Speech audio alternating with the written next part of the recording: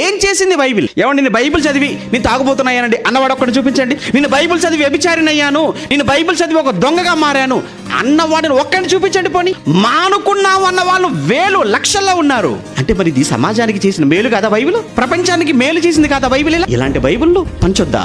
ఇలాంటి మాటలు చెప్పే క్రైస్తవ ఊళ్ళోకి రావద్దా? ఎవరు ఇలాంటి బైబిల్ కాల్చేస్తారా, చింపేస్తారా, కాళ్ళ కింద తొక్కేస్తారా? ప్రాణం పోతుందండి అవన్నీ వింటున్నప్పుడు, అవన్నీ చూస్తున్నప్పుడు.